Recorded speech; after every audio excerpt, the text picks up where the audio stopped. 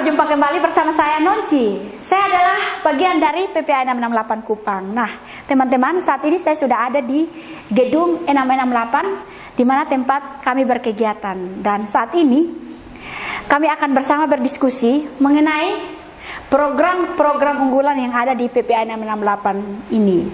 Salah satunya itu adalah pemuridan.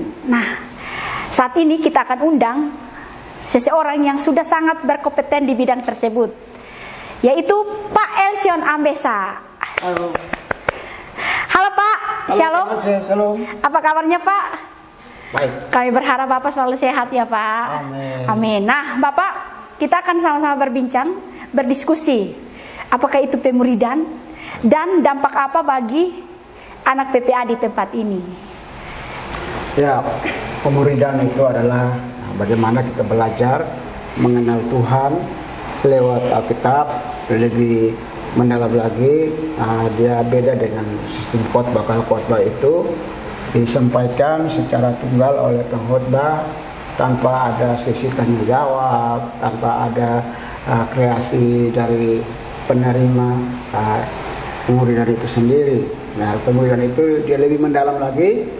Ada sisi di mana ada interaksi antara yang menyampaikan materi dan yang menerima materi. Dan tujuan dari pemuridan itu sendiri adalah untuk menguatkan anak-anak dan menyiapkan anak-anak dengan iman yang teguh kepada Tuhan melalui pemahaman dan pendalaman firman Tuhan, ya, supaya mereka mempunyai dasar yang teguh dalam menghadapi kehidupan kita, karena hidup ini istilahnya ada dua sisi yang sering atau sedang bahkan selalu kita hadapi, yaitu sisi gelap dan terang. Dan pada saat yang sama mereka ingin untuk menenggelamkan manusia, yaitu sisi gelap itu. Dan pada saat yang sama juga kita sebagai manusia ingin masuk dalam sisi yang terang. Tapi bagaimana kita bisa keluar dari gelap kalau pemahaman kita antara gelap dan terang itu masih orang bilang samar-samar, belum jelas pemahaman kita soal terang dan gelap. Karena itu lewat pemuridan anak-anak kita berikan pemahaman, ya. Dan dampaknya bagi anak PPA di tempat ini Bapak? Dampaknya bagi anak-anak, dan bukan saja anak-anak, tapi bagi masyarakat luas pun, bagi jemaat pun, bagi kita pun, dampak yang besar itu Alkitab tuliskan dalam 2 Timotius pasal yang keempat ayat 2 dan ayat yang ketiga. Kita bilang bila tiba waktunya nanti, bahkan sekarang kita menuju ke sana, bahwa orang-orang itu ada saatnya mereka di mana sudah tidak mau terima ajaran sehat lagi, ya. Nah, sebelum hal itu terjadi, masih bisa menerima ajaran sehat. Sekarang mari kita belajar ajarkan mereka ajaran yang sehat, ajaran sesuai dengan ajaran Tuhan. Karena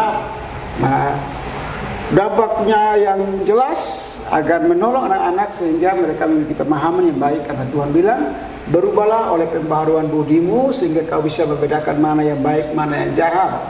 Dan tentu lewat pemuridan ini kita berharap bahwa anak-anak pola pikir mereka bisa berubah. Dan ketika mereka masuk dalam situasi di mana orang sudah tidak mau mendengar ajaran sehat lagi, tapi mereka masih punya komitmen untuk mendengar ajaran yang sehat. Kenapa? Karena dari kecil mereka sudah ada ajar, dari kecil mereka sudah dibina, ditanamkan ajaran-ajaran yang sehat, sehingga masa tuanya mereka tidak akan beralih dari itu. Itu yang kita harapkan dari anak-anak, ya. Ya Pak, saya mau tanya satu lagi Pak. Ya. Pak, biasanya itu kalau mulainya itu sebenarnya itu mulai dari keluarga atau langsung kita dari PPA Bapak?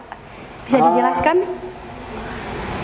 Sebenarnya pada umumnya, ya, khususnya dalam kitab ulangan, kitab Kejadian juga 18 ayat 18 dan 19 juga menjelaskan bahwa Tuhan memanggil Abraham itu dan menjadikan keluarganya sebagai testimoni, di mana setiap orang percaya itu belajar firman Tuhan. Dan ulangan diperjelaskan dalam ulangan pasal yang ke-6 ayat yang ke-4 sampai ayat yang ke-9 itu, bahwa tugas utama keluarga Kristen itu sebenarnya adalah menjadi guru dan pengajar, ya, firman Tuhan kepada generasi-generasi berikutnya. Nah, tapi dalam praktek perjalanan hidup, bahwa orang tua itu kadang melalaikan tugas itu.